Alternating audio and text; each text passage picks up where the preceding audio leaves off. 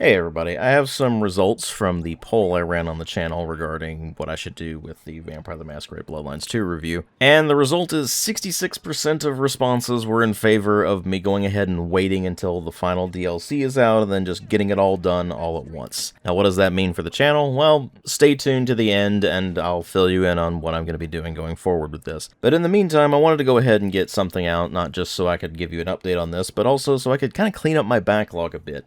It has gotten incredibly unruly at this point, and it's become clear that I'm probably never going to do full reviews of several of these games, so I might as well just go ahead and get some MTOs done on them, and reclaim disk space of the gameplay footage that's been sitting on my drive for a while. One of such games slated for cleanup is the subject of this particular video, Star Wars Outlaws. A prime example of everything both right and wrong about modern Ubisoft, and a prime example of what happens when you devalue an IP to the point where it becomes basically worthless. Let's go ahead and start with the latter point because there's less to say about that. Star Wars as an intellectual property was a powerhouse before Disney took it over. But in the decade and change since Disney took over the franchise, they have run it so far into the ground that I'm not sure it's possible to even salvage it at this point, even if they completely reboot the entire thing and strike all 3 sequel films and everything they've done since then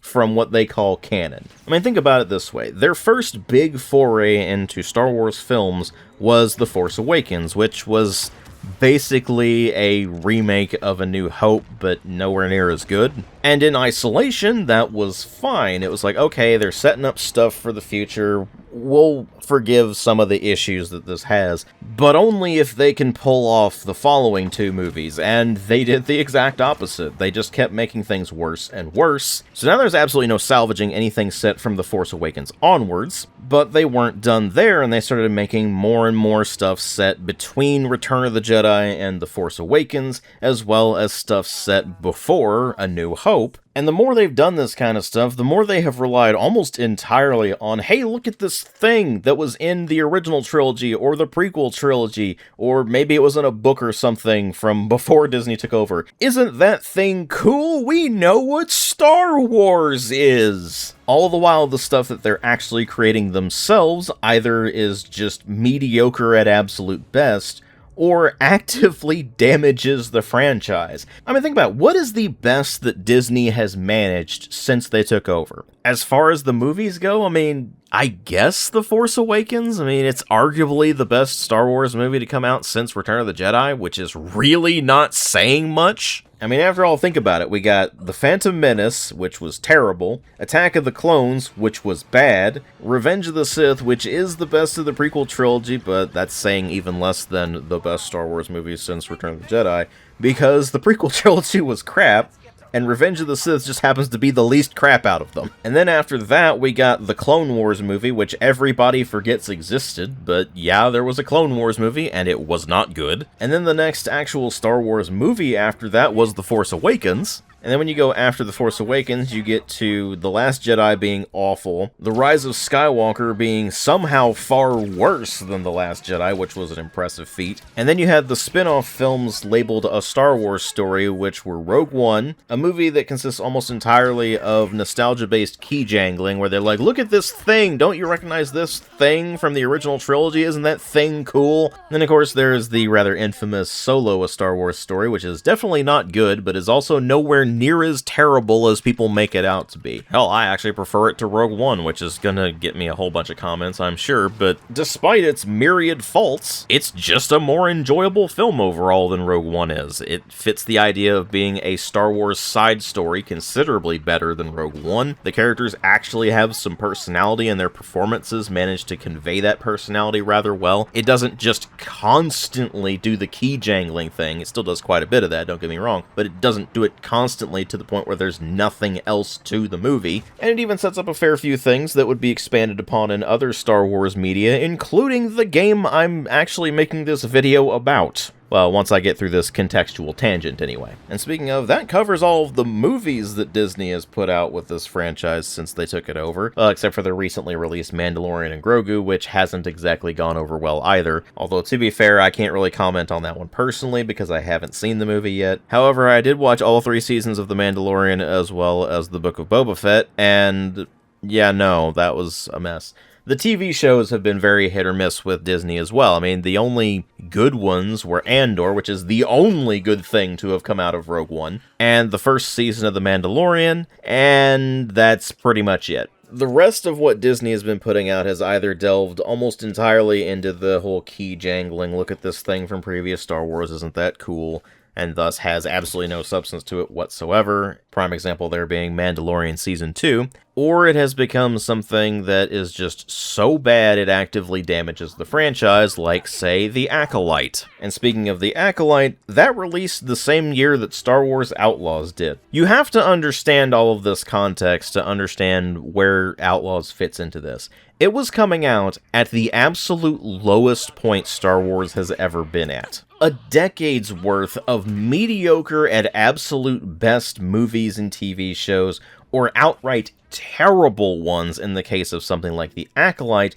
continuing to drive the franchise further and further into the ground. And because there have been so few Star Wars video games coming out since Disney took hold of the franchise, it's not like you could even hop into that side of things and get much of a reprieve there either. I mean, there was Jedi Fallen Order that was pretty decent, and Star Wars Squadrons has a decent single-player campaign, but those are all I can think of off the top of my head. Although I do have to be fair in mentioning that I have not played Jedi Survivor yet, so I can't confirm or deny that one yet, but I'll get to that one eventually. I was waiting for them to patch the game a fair bit before I even attempted to delve into that thing. Anyway, point is that Outlaws was releasing at the lowest point in the franchise's history, where interest in Star Wars has really never been lower. And so they couldn't really rely on the casual audience saying, oh, it's a Star Wars game, and jumping into it based on that, and they can't even rely on diehard Star Wars fans to jump in and buy the game, because diehard Star Wars fans are very few and far between these days. So Star Wars Outlaws really can't rely on franchise power to prop itself up. It has to stand on its own merits and faults, and the simple and sad reality is that it just can't. This is just yet another entry in the homogenized blob of Ubisoft game.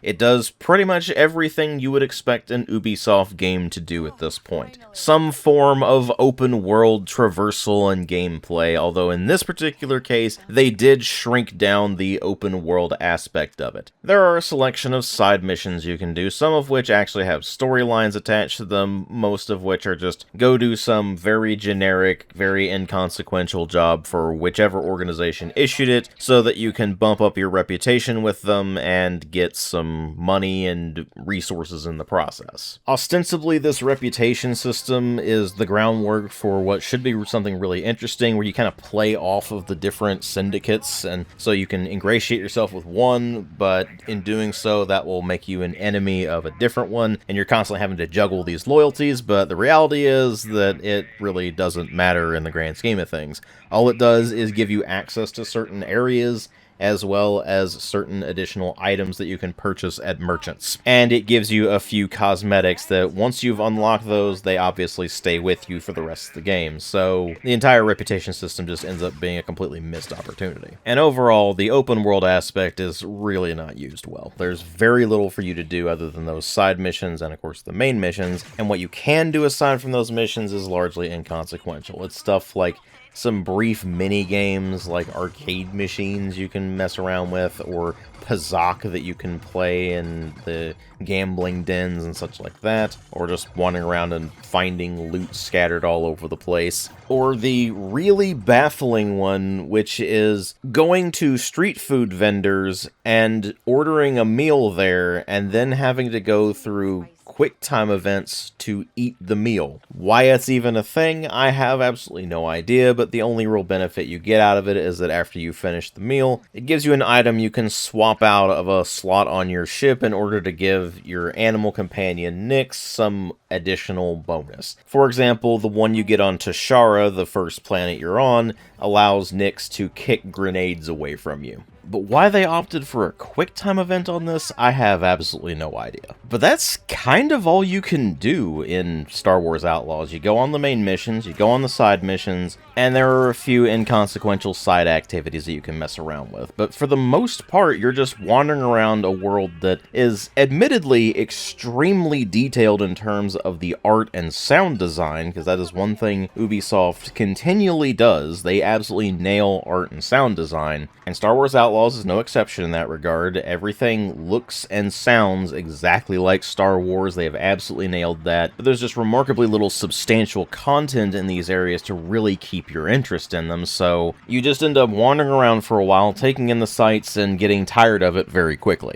That said, at least it doesn't have the typical Ubisoft trope of having to climb towers in order to fill in your map. Instead, it opts for the far more common option of having the overall area of the map being readily visible from the beginning, but when you get close to points of interest, you'll see a question mark pop up on your compass at the top of the screen, and when you get close enough to it, it actually fills in the marker for it, and you discover what that location actually is. So at least you're not having to climb towers all the time. But once you get past all that and you actually start getting into the meat of the missions themselves, you find that there's not much to latch on to. I mean, this is a very generic third-person action-adventure game. All the modern tropes are there. You've got yellow marking where you can climb and sneak through areas and such like that. You've got a grappling hook so you can attach it to things and either swing across gaps or use it to rappel up or down. It's got extremely simplistic stealth mechanics where the stealth consists of, are you crouched? If so, you are in stealth mode. Now you just need to stay out of enemies' lines of sight and you're probably going to be fine. And your options for dealing with enemies while in stealth are either to sneak up behind them and do a melee takedown, or to use the stun feature on your blaster, which you fire once and then it has a slow cooldown period, but there's an ability you can get that will allow you to replenish about half of your meter on that if you do a melee takedown on somebody after you've shot the stun blast. The only other thing you can really do while in stealth is use nicks to distract enemies, and that way you can sneak up behind them or sneak past them, but that's pretty much it. And even if you do fail to be stealthy or are otherwise dragged into combat, combat itself is a very simplistic affair. Your main weapon is your blaster pistol, which does have 3 firing modes. You have your basic plasma bolts, you have ion bolts, which will charge things in the environment or be especially effective against droids, and you have an explosive shot that you can unlock later on that will just blast through certain objects. All of these have infinite ammunition, but they operate on a heat system, so if you keep firing your blaster, then eventually it will overheat, and you have to wait for it to cool down. There is an upgrade you can unlock for these different modes that will allow you to have a sort of active time reload, where the meter will start and it will just tick down to either a yellow or blue area. If you press the reload button at that point, then it will instantly replenish the heat instead of having to wait for the rest of the cooldown. And if you get it in the blue area, then you'll have a brief period after finishing that active reload where your blaster will not heat up. Your other options for weapons include throwing thermal detonators, which are obviously grenades, as well as picking up various blaster rifles, sniper rifles, that kind of thing in the environment, and those do have a limited capacity, so when you fire all of the shots in that, then you just drop it and continue on. There is an automatic cover system, so if you move up in front of, say, a crate or something, then when you start trying to shoot, you will actually angle your shots over the crate, or if you go to aim, you will actually get yourself up above the crate and then be able to start shooting.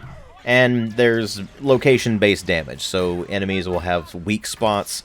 For most of the enemies you'll be fighting, it's going to be their heads, and it's about as simple as you would expect. If you shoot the weak spot, it does more damage, so you'll just take less shots to drop an enemy. And since the enemies are so ridiculously stupid, you will probably never have any trouble with any of this, whether it's the stealth or the combat, thus rendering the stealth and combat gameplay mechanics rather tedious. So what other mechanics does it have? Well, it does have ability-based exploration in the sense that you can get various tools as you progress the game that will allow you to access different areas, and that includes things like the explosive shot I mentioned, but also things like slicing kits, advanced slicing kits, and a fusion cutter. So, depending on which tools you've unlocked, you'll be able to get into different areas, or not get into certain areas until you've found the tool you need to get into them, and you can come back to them later. Obviously, when you're progressing through the main missions, you're not going to run into a situation where you're not going to have whatever tool you need to be able to progress.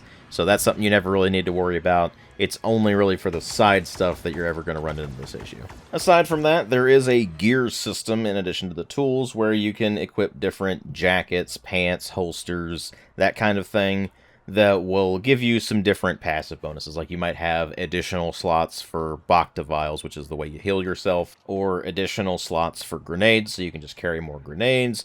Or you might have some very specific bonuses, like maybe you do a bit more damage in very specific situations, or you can reduce certain cooldowns based on what gear you have equipped. Whatever the case may be, it's all pretty simple, straightforward stuff, and not terribly interesting. Now, in addition to all these various tools and the gear, you also have Nyx, your animal companion, who can, as I mentioned before, distract enemies, but you can also send him over to flip switches and thus open doors that you couldn't access normally, or maybe stop fans so that you can move past them in order to get to some other thing, or you can send him off to retrieve items, and of course you can pet him because it's a requirement in any modern game to be able to pet your animal companions. He's also the way you can sense enemies, because you can get the sort of Witcher sense kind of thing, or the bat vision, or whatever you want to call it, whatever the equivalent of it in Star Wars Outlaws, where you press a button and Nyx will send out a sort of pulse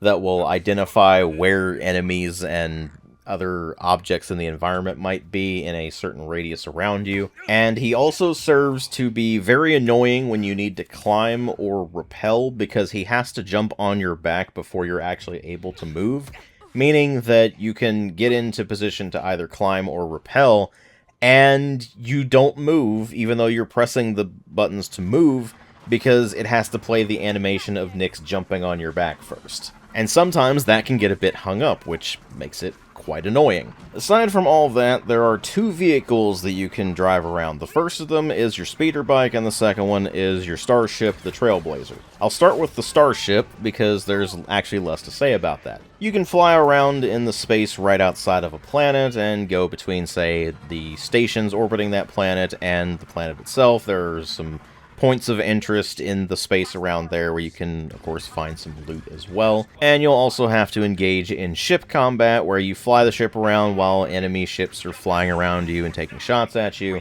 And you have your shields, you have your hull integrity. You're able to lock onto enemies and try to shoot them with your blasters or your missiles. And it's all rather straightforward. There's actually really nothing to complain about there. It works fine. It's just not particularly good either. It's not like this is some sort of dedicated spaceflight combat game or anything like that. This is just an element of a larger Star Wars experience that is supposed to be about playing the roguish character, kind of the Han Solo type. And obviously flying a starship and getting into ship battles is going to be part of that. And that aspect of the game is fine. It's just nothing particularly interesting. But then there's the speeder bike. The speeder bike has some of the worst controls I think I've ever experienced in not just Star Wars games, but just gaming in general. At least it's like this on keyboard and mouse. I did not mess around with this game on gamepad, so I couldn't tell you if the controls are the same way on a gamepad, but on keyboard and mouse, to move forward, you tap the forward button to engage the forward motion.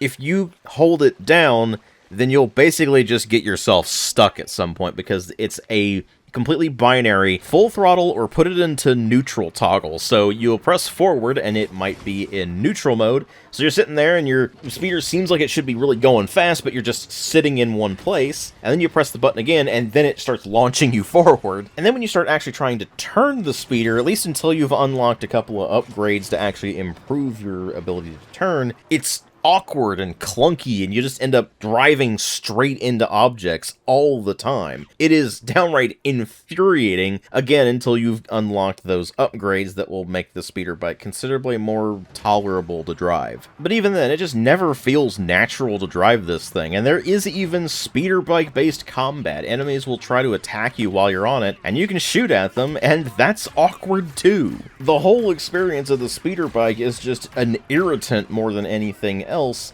and considering that there are certain places you go where you're going to be doing a lot of stuff on the speeder bike, either because the areas are massive enough to where you need to drive it around, or because there's specific challenges you need to overcome with it, or the game just forces you to use it for some reason or another, and that's just frustrating. With controls that rough, you don't want to be on the speeder bike any more than you have to, and the game's like, nah, we're going to force you to use this because we're proud of it or something. It's just obnoxious. And you know what the really sad part about all of this is? That was basically all of the mechanics, and the speeder bike controls are about the most interesting thing I can say about this game. That should not be the case. I should at least be able to say, oh yeah, the story is interesting, or the characters are interesting, but no, they're not. The main character, Kay Vess, is annoying, because she is meant to be this kind of roguish character, and when you make a roguish character, one of the biggest things that you need to nail is for that character to be charismatic. I mean, think about the archetype for this character in Star Wars, Han Solo. He is introduced as a character that is clearly competent at what he does. I mean, sure, he's got a quick draw and he's a good shot, but he's also a crack pilot, and more importantly, he has charisma and wits. He doesn't go into situations and just constantly brute force his way through everything. Instead, he tries to avoid direct conflict when he can, and instead tries to solve his problems more with guile and a bit of luck. And throughout all of this, he exudes a feeling of confidence and is quite charismatic. And sure, when you meet the character, he's definitely a mercenary and he's quite rough around the edges in terms of morality, but the more the character is explored, the more you realize he's actually a good guy deep down. It's just that he operates in the shady spaces of the Star Wars universe, and that comes with some rough edges. That is the archetype of the Star Wars rogue that we're dealing with here, and so when you get into Star Wars Outlaws, you're hoping for that kind of character, and what you get instead is Kay Vess, who never seems confident at all, who constantly stumbles over her words at every conceivable opportunity, resulting in her having absolutely no charisma whatsoever. She's not especially intelligent, and certainly not quick-witted, so you're not really solving situations through guile. In fact, most of the time you're solving them either simply by stealth, or by just blasting everything in your path. And to make matters infinitely more frustrating, she constantly comes across as completely unconfident and straight-up naive, even though she has lived her entire life in the shady underbelly of the Star Wars universe. She should not be this easy to deceive and betray, and yet she just bumbles her way through everything, thinking that it's gonna work out, and acts surprised whenever she gets betrayed, even though she should be used to that kind of thing by now. But nope, here we are with her being betrayed at numerous points in the story, even though she should have seen it coming a mile away, because it was so painfully obvious that a concussed amoeba probably could have figured it out. But nope, here she is, just bumbling her way through everything, constantly getting into trouble with a death mark on her head because she screwed over the wrong syndicate. And rather than growing a spine and trying to figure out how to solve her problems herself, she just hopes that things will fall into her lap. She is not the kind of roguish character that anybody actually wants to play. When people expect, oh, I get to play as a Han Solo type character who's roguish and charming and